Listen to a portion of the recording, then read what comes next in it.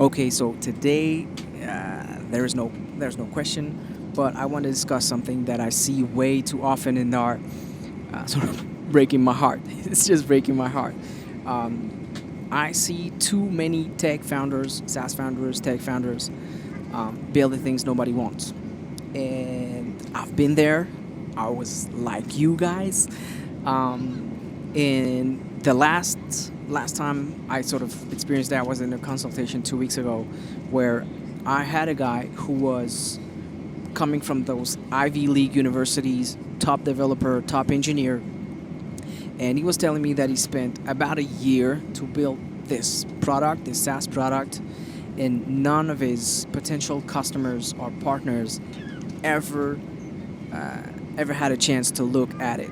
So he spent close to a year building something in the dark without having any hint that this would be a business.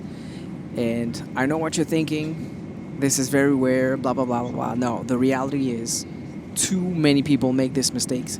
43% of startup fail because they build something that the market doesn't need. 43%. That's close to half of the startups.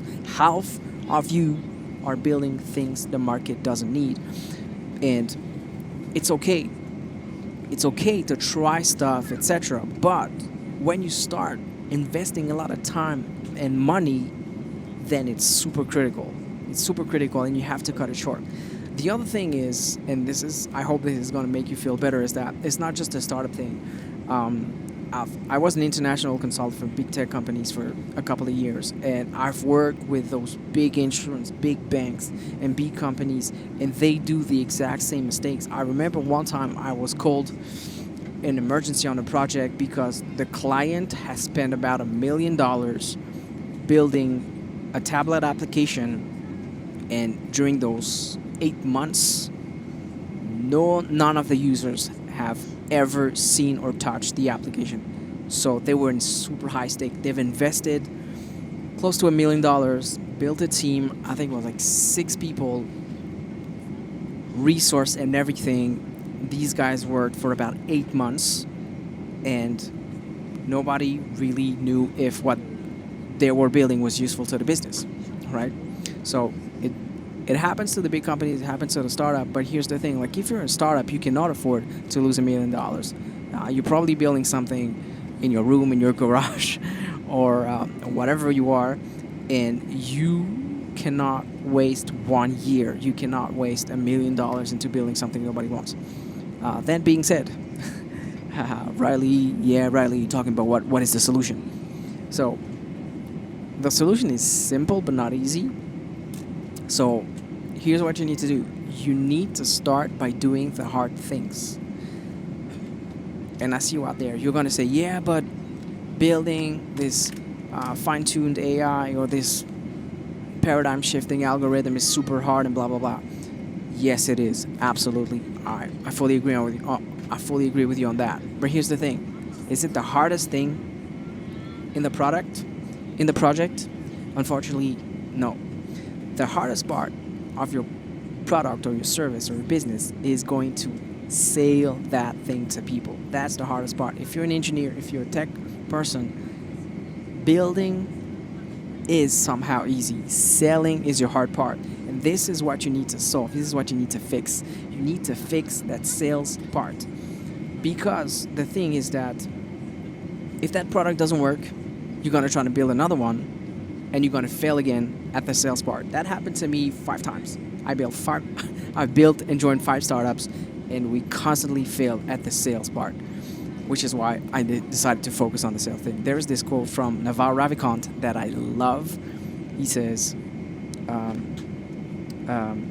"If you know how to code, if you know how to sell, and if you do both, you're unstoppable."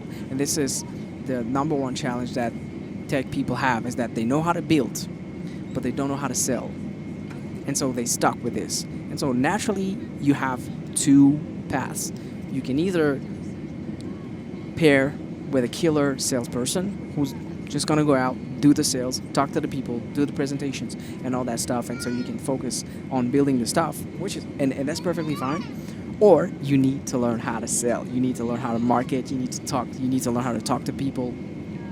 You need to learn how to captivate and grab that attention.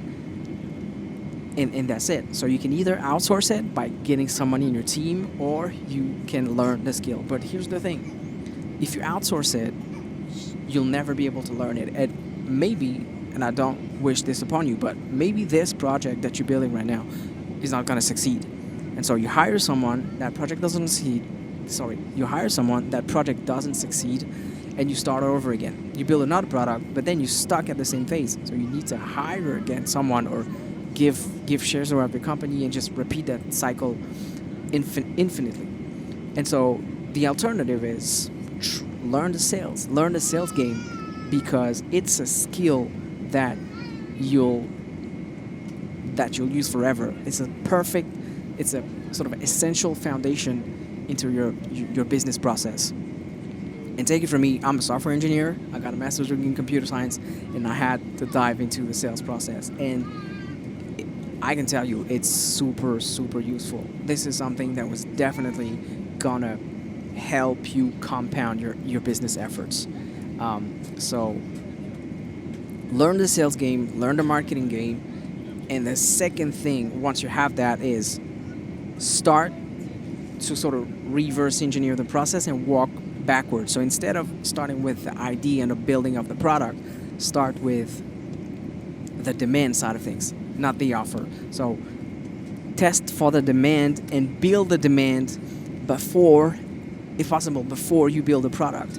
And so trying to find people who could be interested in your solution, be interested in your product, be interested in your service, and try to get them as close as possible to buy, pre-order, join a waiting list, or whatever you're going to put in place to give you big signals of interest and big signals of potential sales. Because the thing that I've experienced and that I see all the time in consultation, and by the way, if you need a consultation, I'll put a link in the description down below. But the thing I see all the time is people reach out to me, they book a consultation, they pay for that, and they say, hey, I spent $20,000, $30,000. I even had someone who spent $100,000 building a platform, and then they always say, now can you help me get my first users? Can you help me make the first sales? It's possible, but why make it so hard? Why make it so hard? Why maximizing your chances of failure? Why maximizing your chances of being one of the 43% of startups who build something that the market doesn't need, when you can test that market and see if it needs your product, if it went ready to pay for it, and then jump on it. And so I'm going to leave you on one last example that I found fascinating, that illustrates that sell before you build. It's that Tesla Roadster 2. I think it's like 5 or 6 years ago, Tesla announced a Roadster 2. They built a prototype. They did this huge keynote, detailed what the car was going to be, and then they opened the pre-orders. And I think, I may be wrong, correct me in the comments, but I think the pre-orders were $50,000. There was like something like 2,000 small, like beta pre-order, and then you had like a couple of days or a week to wire 50K so you can like book the car. And that's crazy. That's insane. It's like people spend $50,000 on something that doesn't exist, but they signal that they want it to be built. So if people can pre-order 50K for a car that hasn't been built, or same thing with a Cybertruck, they can for sure spend $100 or $1,000 on one of your SaaS or upcoming service. And so, moral of the story is reduce the risk of building something that nobody wants, and for that you need to learn the sales and marketing, or pair with someone who does it, and try to work on the demand before you're working on the product. Working on the product is most of the time easy. Working on the sales is super hard. Let me know what you think about this video. Drop your comments down below. If you have a question for me that you want me to answer, with a video, write this question in the comments. If you're too shy to write your question in the comments, I'll drop a form in the description. And if you want a consultation, link in the description. If you want to have a live consultation, so we'll publish the video on YouTube, but you'll get a consultation for free, there's also another form in the description. And until then, boom.